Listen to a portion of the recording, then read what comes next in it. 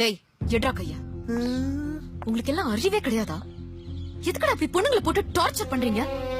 உங்களுக்கு மட்டும் பிடிச்சா போதுமா? எங்களுக்கு பிடிக்க வேண்டாமா? பிடிக்கலன்னு சொன்னா ஃபோர்ஸ் பண்றது, ஒத்துக்கலன்னு ஆசிட் ஊத்துறது, இல்ல படிப்பை கெடுப்பேன் லைஃபையே கெடுப்பேன்னு மிரட்ட வேண்டியது. இது பாரு, உன்னை எனக்கு சுத்தமா பிடிக்கல. பிடிச்ச மாதிரி நடிச்சேன். என்னோட படிப்பை கெடுத்துருவியோங்கிற பயத்துலதான் அப்படி செஞ்சோம்.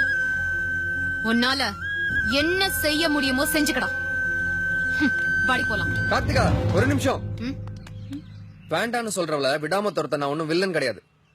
விருப்பப்பட்டா யாரா இருந்தாலும் விடக்கூடாது. வேண்டான்னு சொன்னா விபச்சாரியா இருந்தாலும் தொடக்கூடாது. பிடிக்குதுன்னு சொன்னா உன் பின்னாடி வந்த, இப்ப பிடிக்கலன்னு சொல்ற நான் போயிடுறேன். மத்தபடி நீ சொன்ன மாதிரி எல்லா ஆம்பளையும் ஆசிட் பாட்டில கையில வச்சுக்கிட்டே சுத்திட்டு இருக்க மாட்டாங்க.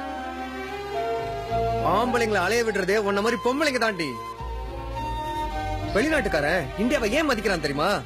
நம்ம நாட்டு பொம்பளைங்களாலதான். அந்த பொம்பளைக்கு மதிப்பு அவங்களோட கற்பு. அந்த கற்புன்றது அவங்க உடம்புல மட்டும் இல்ல, அவங்க வார்த்தையிலயும் இருக்கு, அவங்க கண் பார்வையிலயும் இருக்கு. எப்ப நீ என்கிட்ட ஐ லவ் யூ சொன்னியோ அப்பவே நீ என் பொண்டாட்டி ஆயிட்ட. உனக்கு எவன் தாலி கட்டினாலும் அவன் உனக்கு செகண்ட் ஹேண்ட் தாண்டி.